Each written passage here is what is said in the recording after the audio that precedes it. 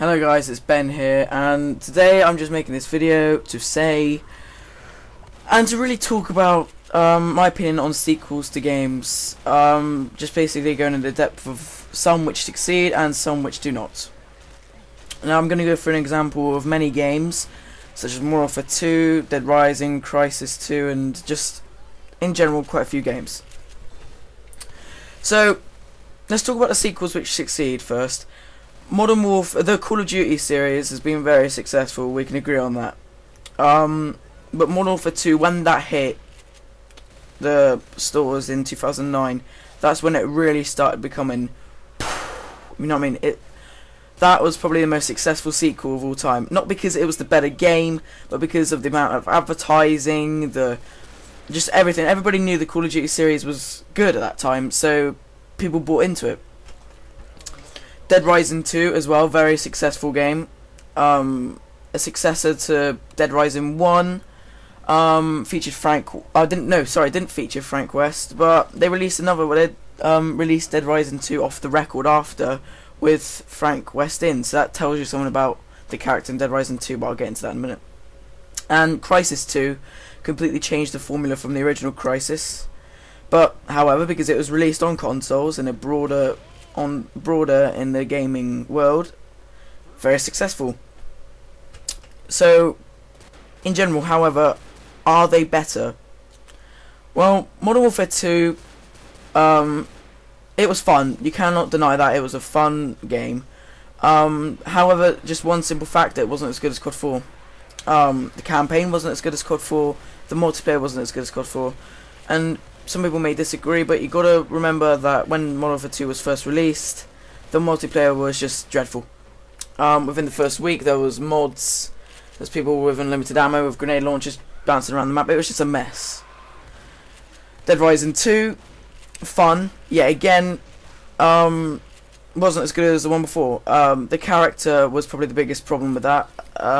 Frank West was a photographer in the first game, and he went into the mall to take some photographs of the case.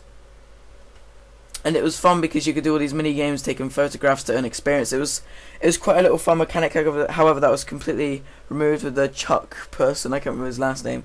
Chuck in Dead Rising 2 was just basically a dud. He was a boring character. He rode a motorbike and he had a daughter. That's all you need to know. And Crisis 2, fun, but changed the formula completely, as I said, and released on different consoles. However, some people may like the linearity of modern shooters, but some people may prefer the open world setting which the first Crisis had. It's just personal preference.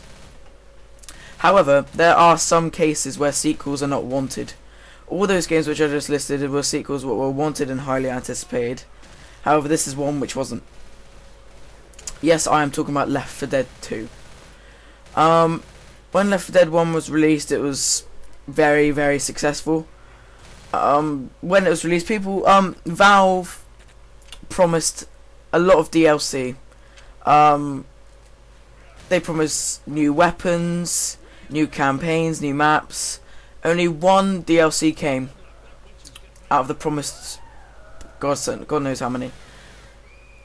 And it never came. What they promised never came. And the following year, surprisingly, Left 4 Dead 2 was announced at E3. It's weird because some people were very excited about it, but on the other hand, people were very angry because Valve had promised so much content, but now they're releasing it as a full price game, which sounds it's not right what they did. And as a result, people were boycotting it. There was many people who just weren't going to buy the game because of this. And when it came out, people didn't follow the boycott. Many people didn't follow the boycott, and they bought it. But I think most people will agree that Left 4 Dead 2 was successful. More people play Left 4 Dead 2 now, but Left 4 Dead 1 is the better game. Left 4 Dead 1 was just it was all original. People love zombies, but there's so many zombie games out now, it's unbelievable. But Left 4 Dead 1, it was just such a simple idea, get from point A to point B with zombies. You know, it was such a simple, clever idea which worked so well. And people loved it. When Left 4 Dead 2 came out, nothing was expanded. All there was that thing with the pathways. You can go different pathways and stuff. But still very linear, and if it wasn't for the zombies, it'd be a shit game. Hands down, it'd be a shit game. So Left 4 Dead 2 was not as good because the characters were not the characters were not as lovable. They were boring. No expansion on the gameplay, as I said. However, they added melee weapons, which was a good addition, but they could have released that as DLC for the first one.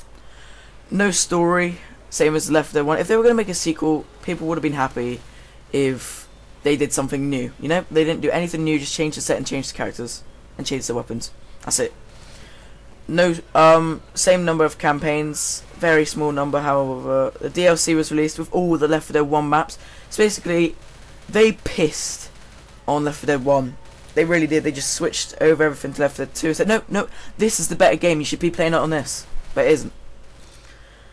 So what can you learn from this? Basically, all in all, some sequels which people are asking for may not be wanted in the future. And the reason why I brought up this is because Psychonauts 2 is being requested by Mojang and basically everybody. But however, when it comes out, it could be a massive dud, and it may not be wanted, it may not be needed. So basically, sequels are never as if they're successful, they may not be a success. If you know what I mean, they may not be as good as the first game. So yeah, that's what I basically wanted to get across. Thank you for watching. I've been Ben, and yeah, have a nice day.